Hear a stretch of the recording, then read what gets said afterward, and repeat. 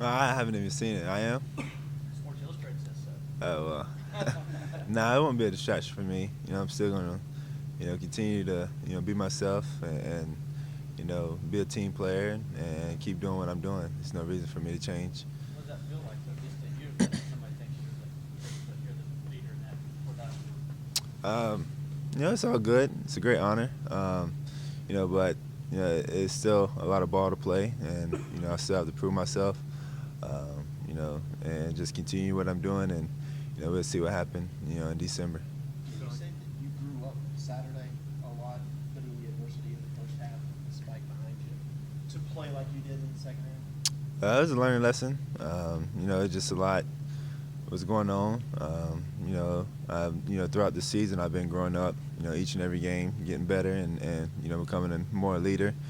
And every win is not gonna be pretty. I'm gonna make mistakes, and Saturday I made that mistake on the spike, but one little mistake, can affect me, throughout the whole game. And we knew we had another half, and and deep down we knew that we had the better team, and that if we play Clemson ball, we can't be stopped. So we just moved on from it. How often do you look at those Heisman lists, and do you feel like you're worthy of being in the conversation? I never really look at it. The only time I look at it is when it pops up on my TV, or I see it on social media. I don't never go looking for it, or trying to find it. So it really, right now it doesn't. It is what it is. Like I said before, I keep doing what I'm doing, and see what happens in December. Going back to what you said about making mistakes, do you feel like sometimes people forget that you're a true sophomore, and that you're not impervious to making mistakes from time to time? I guess so. Really, it doesn't matter what age you are, or what year you're in. You're gonna make a mistake. Every play is not perfect. It's hard to be perfect. So, yeah, it's my first full year, and I'm only a sophomore, but it was a great learning lesson for me, and who knows what's gonna happen in the future. So. There's one thing that you say, yeah, this is what I learned Saturday, and I'm going to apply it from here on out. What would that be? Really, I guess lead a little bit better in the first half. I think on the offensive side we were putting in good drives, but it was just every third down or every little play we'll have like a little mistake, and just getting the guys on the same page, and just moving forward from there. We were kind of sleeping the first half, but at halftime that's when we came in, and we got it up, and we went out there the second half and started playing what we have been playing in the previous weeks, and just playing Clemson ball and having fun again. Deshaun, it's been a big week for this program between playoff rankings, the Florida State win, #1 in AP yesterday. Do you allow yourself to get a little excited about any of this? Oh yeah, I enjoy it. Of course, I embrace the position that we're in, and we celebrate what we work for. It's hard to get to this point in the season and be 9-0 and do the things that we did. So of course I enjoyed it and celebrate it with my teammates and myself. But I just make sure I stay focused and make sure that's not the main priority, to celebrate a win, because we have another one, a big one this week. How do you put yourself in that bubble?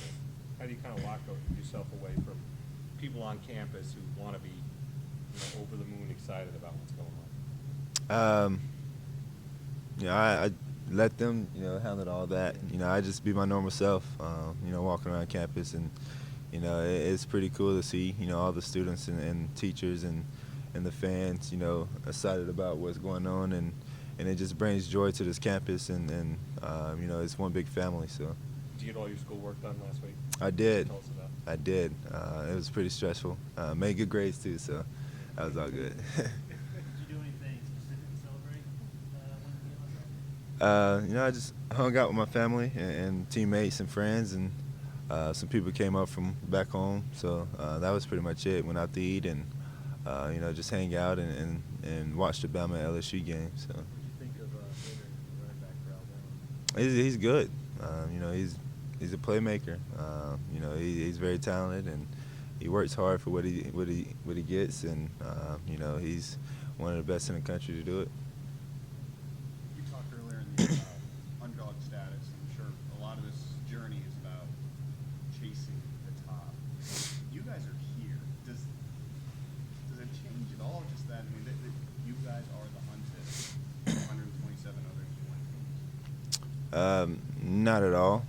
You know, regardless if we're the underdogs or, you know, if people put us on top, we're still going to have the same mentality and still, you know, work the same and prepare the same way and play Clemson ball. You know, if we're the underdog, it doesn't give us a little extra, you know, motivation if we're on top and not, you know, have a little, you know, extra pressure on us. So, you know, we continue to do what we do, and you know, Coach Sweeney does a great job of preparing us and making sure we have that mentality that, you know, if we, you know, prepare each and every week the same, you know, we won't have any problems.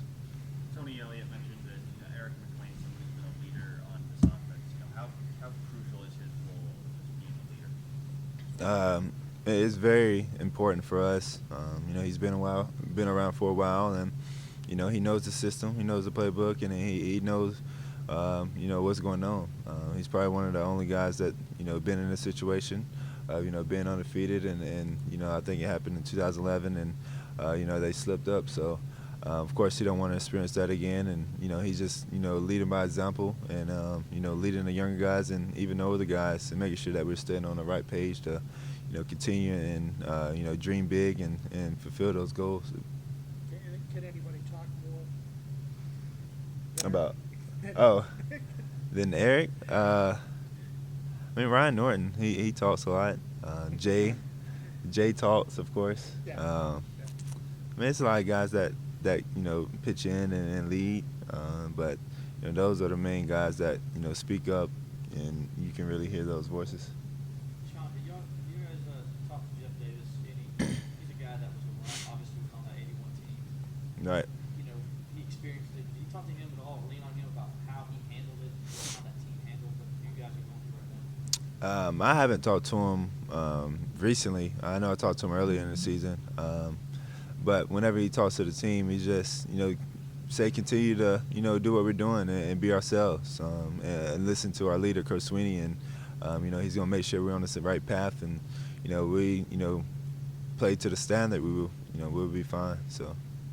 When you're in the locker room at halftime the other night and coaches are coming up to you, players are coming up to you, trying to get you, you know, prepared for that second half, what else going through your mind after the way that first half went, and how did you refocus and come out and do what you did? You know, really just snapping clear. You know, it's something that my high school coach, you know, Coach Tyler Perry, you know, my quarterback coach in high school, you know, that was our motto. You know, after every play, you know, clear out your mind, on to the next one. So, you know, the only person that really came up was me and Sweeney. We had a conversation, just trying to figure out what happened on the spike, and then he just said, let it go. You know, we have the second half. You know, people are not going to remember that first half. They're going to remember what happened in the second half and the results. So, you know, that was, you know, after that, you know, I was fine, regardless, you know, of the situation. You know, that's the type of person I am. You know, I'm not going to let, you know, one mistake, you know, overrule me and get discouraged of what, you know, the second half can bring. So, you know, I just went out there and did my job, and, you know, we came out with the win. I don't think you played up at Boston College last year, and this is your first collegiate game in a dome. Obviously, you play in the indoor facility all the time, but what are your thoughts about playing on artificial surface? Do you like it better, or is it the same to you?